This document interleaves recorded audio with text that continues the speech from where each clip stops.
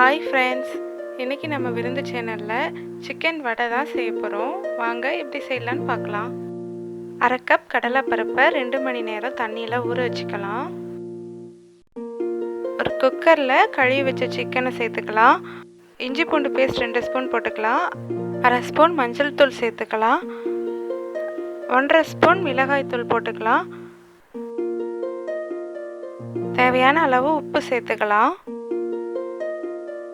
Chicken வேகிறதுக்கு தேவையான அளவு தண்ணி ஊற்றிக்கலாம்.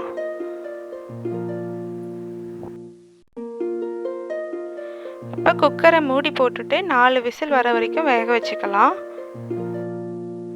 இப்போ குக்கரை ஓப்பன் பண்ணி பார்க்கலாம். சிக்கன் வெந்திருக்கு, ஆனால் கொஞ்சம் தண்ணி இருக்குது. அந்த தண்ணியையும் நல்லா வற்ற வச்சுக்கலாம். தண்ணியெல்லாம் வற்றினதுக்கப்புறமா ஆற வச்சுக்கலாம்.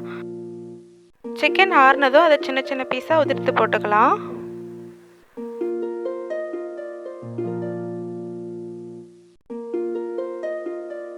இப்போ ஒரு மிக்ஸி ஜாரில் நம்ம ஊற வச்ச கடலைப்பருப்பை சேர்த்துக்கலாம். கூடவே 1 ஸ்பூன் பெருஞ்சீரகம் சேர்த்துக்கலாம். 6 பூண்டு பல் சேர்த்துக்கலாம். ஒரு சின்ன துண்டு இஞ்சி பொடி பொடியாக நறுக்கி சேர்த்துக்கலாம். அப்புறம் நம்ம எடுத்து வச்ச சிக்கனையும் சேர்த்துக்கலாம். சேர்த்து கொஞ்சம் கொரகொரப்பாக அரைச்சி வச்சுக்கலாம். பாருங்கள், இந்த மாதிரி அரைச்சிக்கணும். நம்ம வடை மாவு அரைப்போம் இல்லையா, அந்த மாதிரி. 2 பெரிய வெங்காயத்தை பொடி பொடியாக நறுக்கி சேர்த்துக்கலாம். பச்சை மிளகாய் நம்ம காரத்துக்கு ஏற்ற மாதிரி சேர்த்துக்கலாம். நான் 2 பச்சை மிளகாய் போட்டுக்கிறேன். கருவேப்பிலை கொஞ்சமாக சேர்த்துக்கலாம். கொத்தமல்லி இலையும் சேர்த்துக்கலாம். உப்பு தேவையான அளவு போட்டு வடை மாவு மாதிரி பிரட்டிக்கலாம்.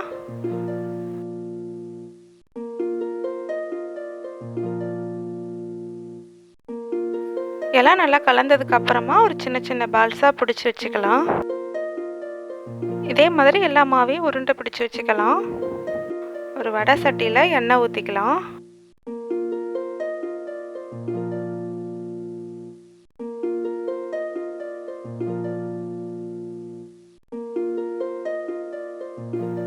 எண்ணெய் காஞ்சதும் நம்ம வடையெல்லாம் தட்டி தட்டி போட்டுடலாம்.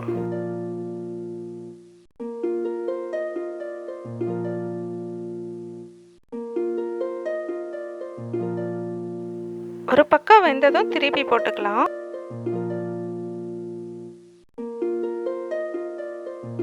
வடை நல்லா வெந்ததும் நம்ம எடுத்துக்கலாம்.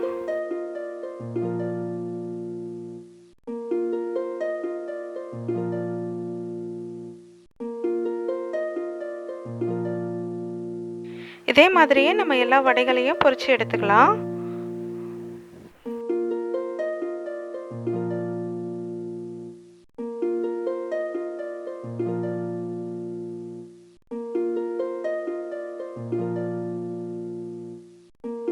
சிக்கன் வடை இப்போ ரெடி ஆயிடுச்சு.